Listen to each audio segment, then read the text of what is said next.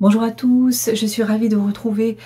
Je vais vous parler aujourd'hui de traduction, plus précisément de comment progresser en traduction, parce que c'est un domaine dans lequel il est difficile de progresser rapidement. Et donc, il existe, disons, 6 axes à travailler pour pouvoir progresser plus rapidement dans ce domaine. La première des choses, c'est déjà le corriger en traduction, parce que nous ne pouvons pas nous permettre de simplement traduire et ensuite regarder brièvement en un instant le corriger. Si par exemple vous avez alloué 1h30, 2h, 3h, 4h, 5h, peu importe, vous avez alloué tout ce temps à traduire votre texte, cela signifie qu'il va falloir quasiment autant de temps à le corriger. Et le corriger, c'est ce qu'on appelle une correction dite commentée, expliquée, ce qu'on retrouve dans les rapports du jury, dans des manuels justement avec différents niveaux de texte en traduction.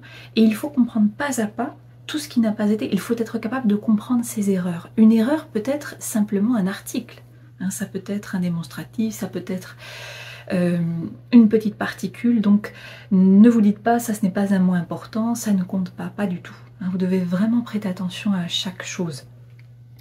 Il faut comprendre non seulement ces erreurs, mais il faut aussi être capable par conséquent de les identifier. C'est une erreur de quel type? Ça correspond à une erreur de temps, c'est une erreur de syntaxe, c'est une erreur grammaticale au sens large.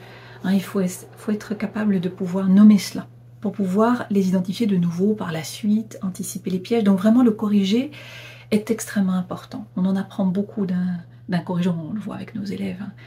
Si on ne corrige pas un devoir, en général on retrouve les mêmes erreurs. Deuxième élément à prendre en considération, il s'agit du recensement de vos erreurs. C'est-à-dire que pour chaque traduction, que ce soit le thème, la version, on commet un type d'erreur qui va être dominant. Alors vous pouvez avoir des erreurs majoritairement de type faux sens, non-sens, contresens, impropriété, ça peut être des erreurs essentiellement grammaticales, des omissions, ça peut être des solécismes, ça peut être tout en même temps, bien entendu, mais vous verrez que il y a probablement un type d'erreur qui va s'avérer plus présent. Donc on doit faire très attention à cela et je vous conseille même d'avoir une forme de petit tableau, même si ça semble très mathématique, presque statistique, dans lequel vous recensez en comptant.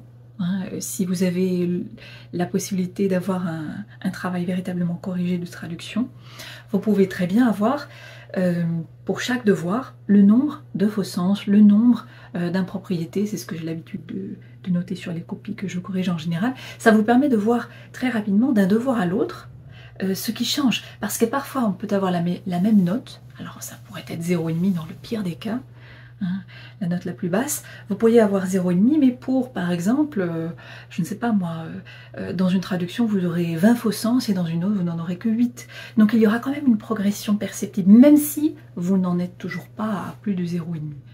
Évidemment je souhaite que oui, mais c'est très important de voir un petit peu quelles sont les difficultés que l'on commet majoritairement, est-ce qu'elles coûtent cher ou non, donc vraiment prêtez attention à cet aspect un peu plus mathématique si je puis dire. D'autre part, troisièmement, nous avons tous un niveau de départ et je pense qu'il faut également l'accepter. C'est-à-dire que bien sûr il faut tout au long de la préparation de l'année il faut essayer de travailler un maximum de textes de niveau agrégatif, mais nous pouvons ne pas tous avoir le même niveau et en thème et en version, et d'autre part, nous n'avons pas tous le niveau agrégatif, en traduction, voire même en composition, en LE, en EPC, etc. Par conséquent, à un moment donné, même si vous poursuivez aux traductions de niveau agrégatif, il faut s'interroger véritablement. On le remarque dans des manuels justement, des collections PUF et PUR, les presses universitaires de France et de Rennes, qui proposent des manuels, c'est pas pour faire de la publicité, mais qui sont de difficulté graduelle. En général, on a un niveau type licence, un niveau plutôt type Master 1, et puis un niveau CAPES agrég, ce qui permet de voir un petit peu où on se situe, jusqu'où nous n'avons pas trop de difficultés. Et c'est très important parce que on ne peut pas vraiment progresser si à un moment donné on ne revient pas à son niveau de base, pour ensuite aller plus vite dans la progression. Donc vous pouvez vous entraîner sur 50 sujets d'agrégation et ne pas avoir l'impression vraiment d'avancer parce que vous en êtes au niveau licence 2.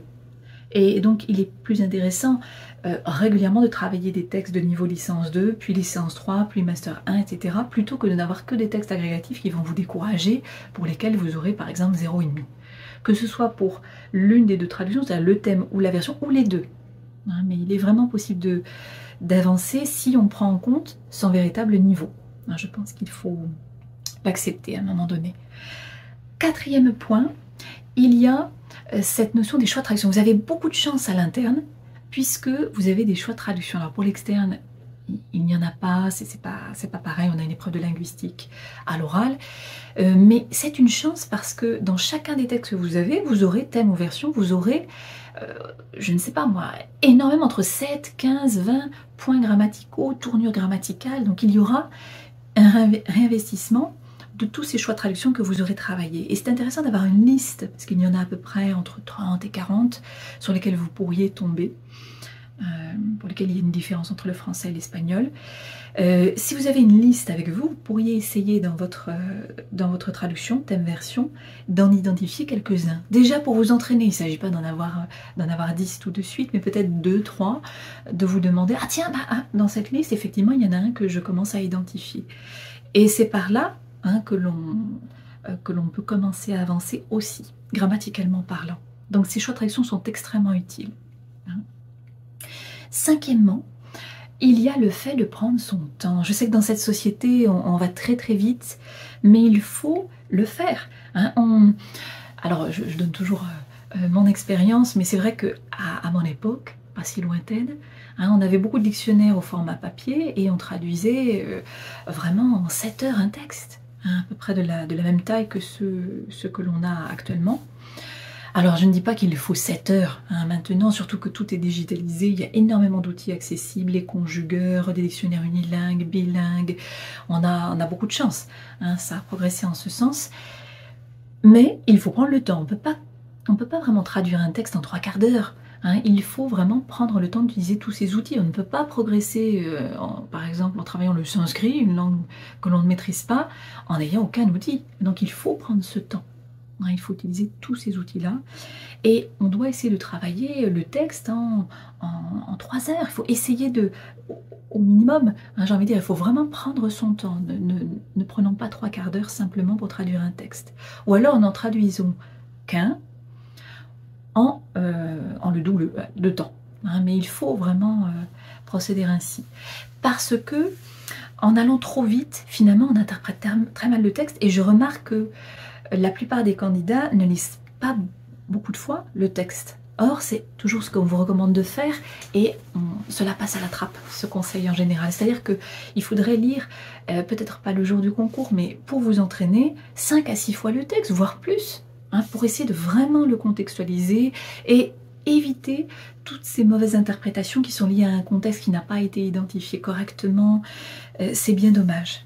Donc vraiment prendre ce temps en lisant maintes fois le sujet et en traduisant, en vous laissant une plage horaire de 3 heures ou découpée en 2 fois. Mais essayez de vous dire, ça ne va pas prendre une demi-heure, ce n'est pas du Google Trad.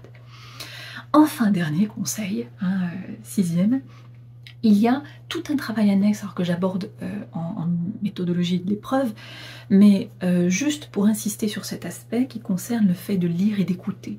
Évidemment, on peut visionner, qui regroupe plusieurs choses, mais vraiment écouter des podcasts littéraires, tout ce qui renvoie à notre langue, c'est-à-dire la langue à la fois littéraire, mais aussi orale, parce qu'on a beaucoup de dialogues et nous avons aussi beaucoup de narration.